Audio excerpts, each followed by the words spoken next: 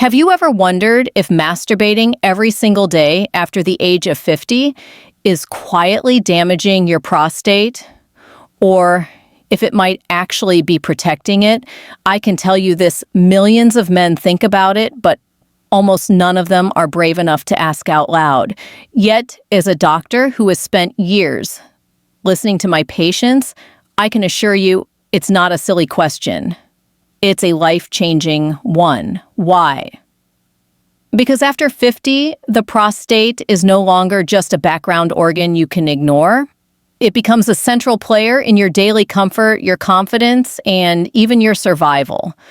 When this walnut-sized gland begins to enlarge, as it almost always does with age, it can squeeze your urinary tract like a hose being pinched.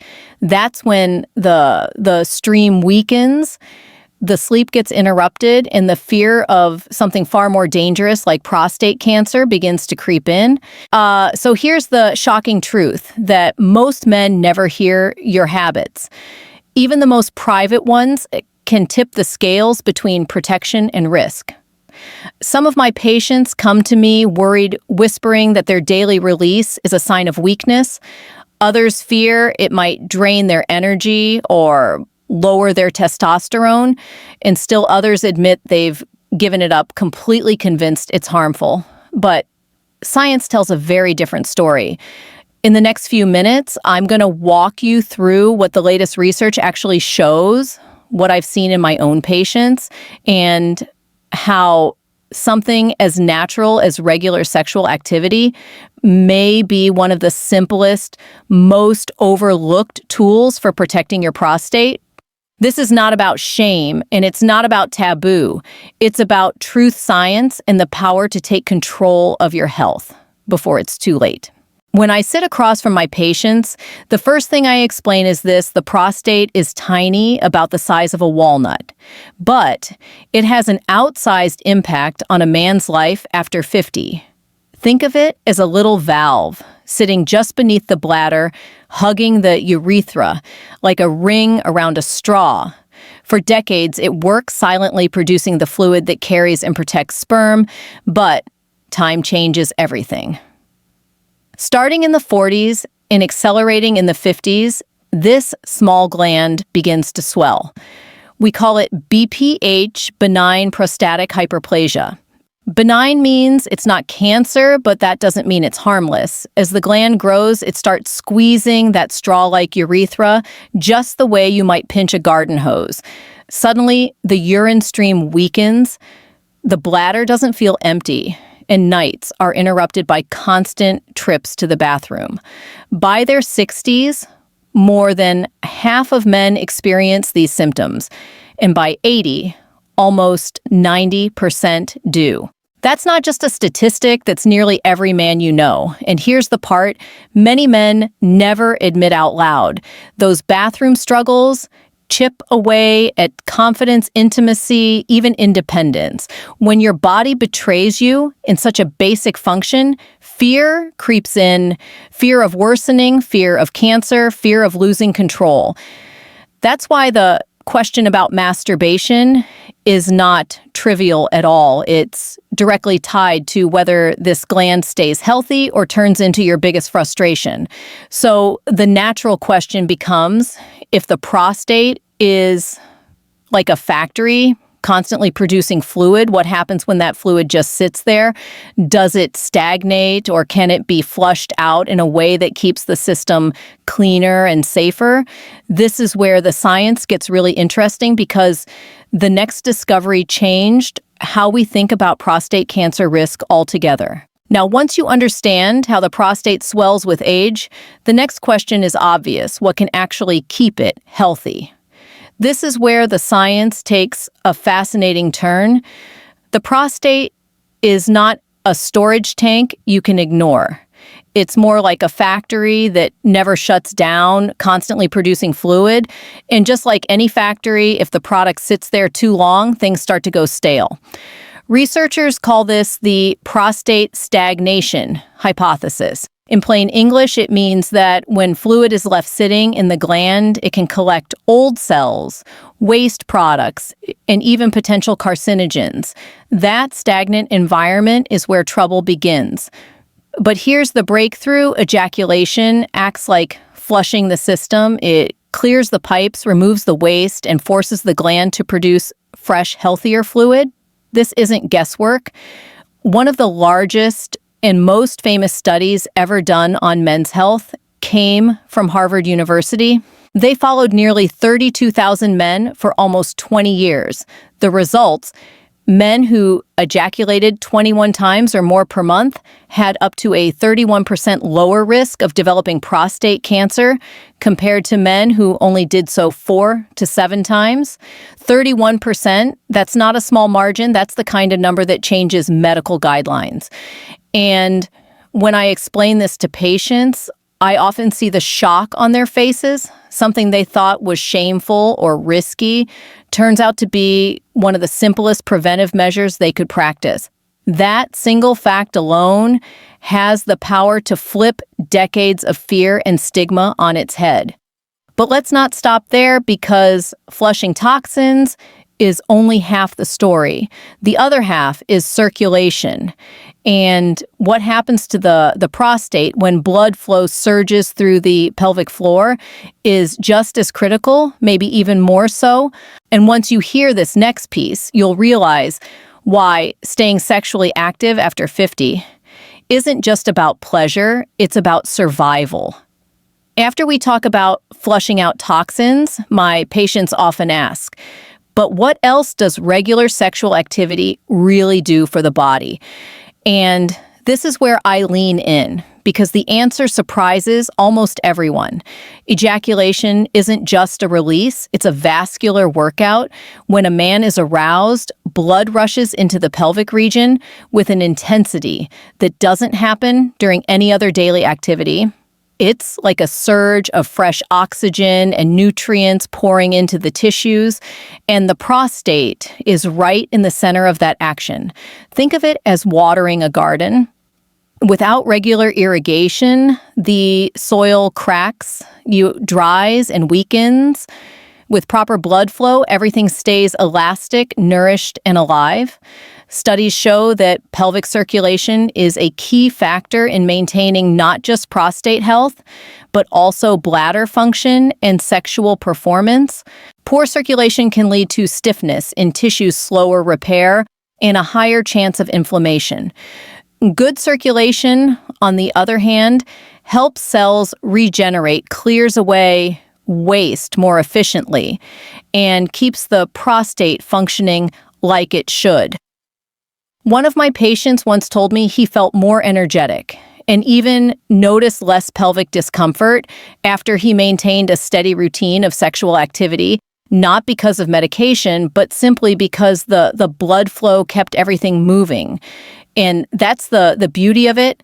This is your body's natural way of exercising an area most men never think about until it starts to fail. But here's the catch: circulation isn't only about the body, it directly connects to the mind, because when stress levels rise, blood vessels tighten, pelvic muscles lock up, and suddenly those urinary symptoms get worse. Which leads us into one of the most overlooked but powerful benefits of all: how regular release can actually tame stress and reset your mood. And trust me, the science behind this is even more dramatic. Now let's talk about something every man over 50 understands, but rarely connects to his prostate stress. I've seen it in my office over and over. Men come in worried about their urinary problems, but what they don't realize is that their stress is pouring gasoline on the fire. When you're constantly tense, your body pumps out cortisol, the stress hormone. Cortisol tightens blood vessels, stiffens pelvic muscles, and makes those nighttime bathroom trips even worse. Here's where the body has a built-in pressure valve: orgasm. During sexual release, your brain unleashes a cocktail of feel-good chemicals, endorphins, and oxytocin. Endorphins act like natural painkillers, lifting mood and melting tension. Oxytocin, the so-called bonding hormone, creates a sense of calm and deep relaxation. I can't tell you how many patients have looked at me in disbelief when I explained that this simple act isn't just about pleasure. It's one of the most natural, drug-free stress therapies you'll ever find. Think of it this way. You spend the whole day under pressure, shoulders, tight mind racing. Then through a healthy release, your body flips the switch lower, cortisol, calmer nerves, and a reset for your system. That reset doesn't just feel good, it directly protects your prostate by easing pelvic tension and improving urinary flow. And here's the mini hook: if lowering stress wasn't reason enough, regular release also trains one of the most overlooked systems in a man's body: the pathways that connect desire in the brain with performance below the waist. And once you understand this connection, you'll see why use it or lose it isn't just a saying, it's a medical reality. One of the hardest conversations I have with patients isn't about cancer risk or even urinary problems, it's about desire. Many men in their 50s and 60s quietly fear that their libido is slipping away, that the spark they once had is gone for good. And here's the truth: testosterone levels naturally decline with age, and if you don't keep the sexual machinery active, those neural pathways begin to weaken. I often tell my patients, it's just like muscles, use it or lose it. When you engage in regular sexual activity, even through masturbation, you're reinforcing the connection between your brain, your nerves, and your blood vessels. The brain sends signals, the vessels respond, and the erection follows. Without regular stimulation, those signals fade, and the response can become slower, weaker, or inconsistent. Science backs this up. Clinical studies show that men who maintain regular sexual activity are more likely to preserve erectile function well into later life compared to men who abstain. I've seen it firsthand in my clinic: two men the same age, one who stays active, the other who avoids intimacy altogether. The difference in confidence, performance, and overall health is night and day. And here's something that always makes my patients sit up straighter: keeping this system active doesn't just preserve sexual performance, it supports self-esteem, energy, and even motivation to stay physically fit. When a man feels capable in this area, it ripples into every other part of his life. But here's the mini hook: maintaining libido. And performance is only part of the puzzle, because even if you keep everything firing correctly, it won't matter much if you can't get the rest your body needs. And that's where the next benefit comes in: how sexual release can be one of the most underrated natural sleep aids for men over 50. If there's one complaint I hear almost daily from men over 50, it's this: doctor, I can't sleep through the night anymore. And most of the time, it's not just stress or age, it's the prostate waking them up with constant urges to urinate. Poor sleep becomes a vicious cycle. Less rest means higher stress. Higher stress means tighter muscles, and tighter muscles make those urinary symptoms worse. But here's the fascinating part: orgasm has a direct biochemical link to better sleep. After release, the body produces prolactin, a hormone strongly tied to relaxation and drowsiness. That's why so many men feel naturally sleepy afterward. Add in the calming effect of oxytocin and endorphins, and you suddenly have the perfect natural sleep aid without pills, without side effects, and without dependency. I've had patients tell me that on nights they engaged in healthy sexual activity, they fell asleep faster and stayed asleep longer. It wasn't just in their heads. Research supports it. Quality sleep is when the body repairs tissues, balances hormones, and strengthens the immune system. And when men finally get that deep, uninterrupted rest, they notice clearer thinking, more energy, and better mood the next day. Think of it as resetting the body's operating system overnight. Instead of tossing and turning or relying on medications that can leave you groggy in the morning, you're tapping into one of the oldest, most natural tools your body already built in. But here's the mini hook, because while moderate release can improve, sleep crossing the line into excess does the opposite. Too much too often, and instead of waking refreshed, you'll feel drained, sore, and fatigued. Which brings us to the darker side of this conversation, the risks of overdoing it, and why moderation is the line between healing and harm. This is where I need to get brutally honest, because while moderate release can help the prostate, what I see in too many men today is not moderation, it's compulsion. And it's not the act itself that becomes destructive, it's the screen attached to it. Online pornography has created a problem I call hyperstimulation of the brain. Here's how it works. Every time a man watches, his brain gets a dopamine surge, the same chemical that drives motivation and reward. But the internet never runs out of novelty. New faces, new videos, new extremes. Over time, the brain becomes desensitized. What used to excite no longer does. Suddenly, regular intimacy with a partner feels dull in comparison. I've had patients in their 50s, 60s, even 70s break down in my office admitting they can't get aroused without porn. That's not just frustrating, it's heartbreaking. We call this pornography-induced erectile dysfunction, and it's very real. A man can get an erection to a screen, but struggles in a real-life moment of intimacy. This isn't about morality, it's about neuroscience. The brain rewires itself to crave the high-intensity stimulus, and real connection falls flat. Relationships suffer confidence, plummets, and what started as a private escape becomes a public problem. And here's the chilling part. When dopamine pathways are hijacked this way, it mirrors addiction. Just like alcohol or gambling, it takes more to get the same effect, and stopping feels impossible. That's why the true danger of porn isn't just about wasted time. It's about lost intimacy, lost trust, and lost function. But here's the mini hook. Pornography isn't the only way excess harms the prostate. Even without a screen, overuse itself can backfire, leading to physical irritation and inflammation inside the gland. And when that happens, the symptoms can mimic a urinary tract infection, leaving men confused and in pain. Let's talk about that next. One thing I always remind my patients is this: the prostate is a gland, not a machine. It needs recovery time just like any other part of the body.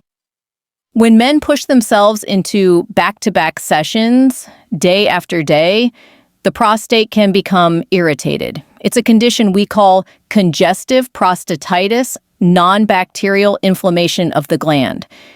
I've treated men who came in convinced they had a urinary infection. They complained of a dull ache in the pelvis, a heaviness that wouldn't go away, pain during or after ejaculation, and frequent urges to urinate.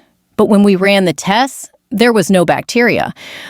The problem wasn't an infection, it was overuse. The gland was inflamed, swollen, and sending warning signals. Think of it like a muscle that's been overtrained. If you go to the gym and hammer the same muscle group without rest, it doesn't get stronger, it breaks down. The prostate works the same way. A moderate amount of activity clears it and strengthens it. But when you overload it, you create irritation, swelling, and discomfort that can mimic more serious conditions. What shocks many men is that their healthy habit of trying to ejaculate too often ends up creating the very urinary issues they were trying to avoid. Instead of relief, they're left with burning frequency and pain. And that's the body's way of saying slow down. But here's the mini hook: the risks don't stop with physical irritation, because when overuse drains the body of too much energy, it doesn't just hurt the prostate, it saps vitality from every part of a man's life, leaving him exhausted, unfocused, and frustrated. And that's exactly what we need to unpack next. One of the patterns I see most often in my older patients is that they confuse staying active with pushing themselves past their body's limits. Ejaculation is not free, it demands energy. For younger men, recovery can be quick, but after 50, the body's reserves are smaller, and repeated use without rest begins to show up as fatigue. I've had men come to me saying, "Doctor, I feel tired all the time, my motivation is gone, and I can't focus the way I used to." When we rule out other conditions, often the culprit is simple. Their sexual routine is draining too much of their daily energy budget. The body has only so much to give. If too much is spent on release, there's less left for exercise work or even basic concentration. From a biological perspective, ejaculation triggers a cascade of processes, hormonal shifts, muscular contractions, cardiovascular exertion. It's like running a sprint.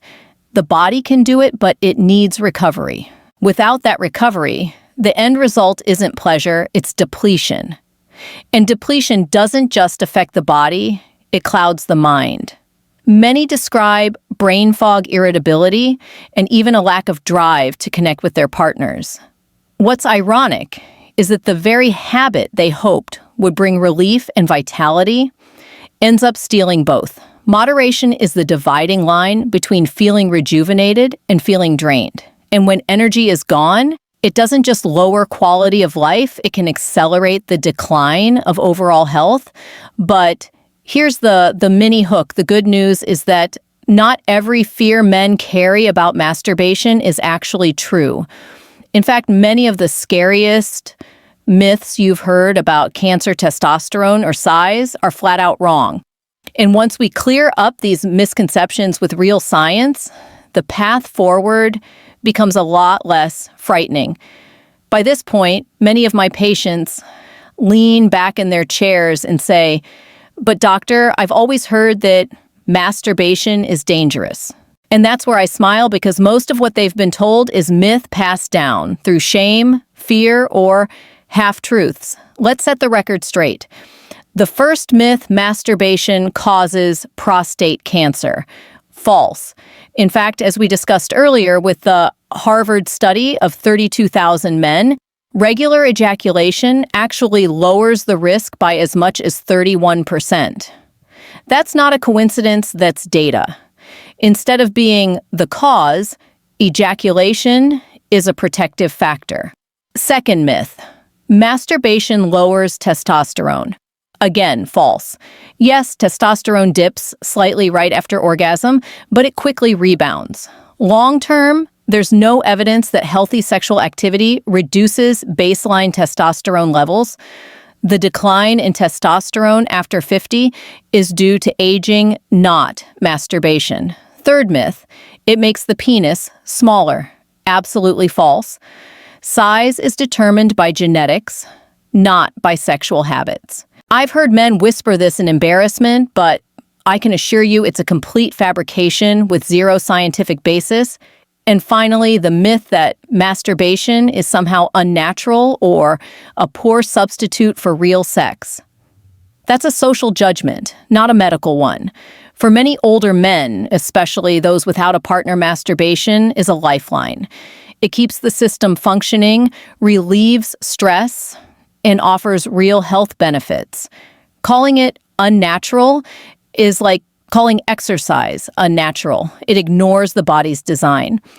What I love most is watching the relief on a man's face when he realizes he doesn't have to choose between shame and health.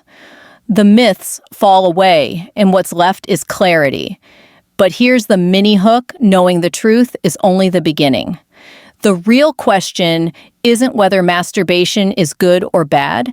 It's how to find the right balance for your body, your energy, and your relationships.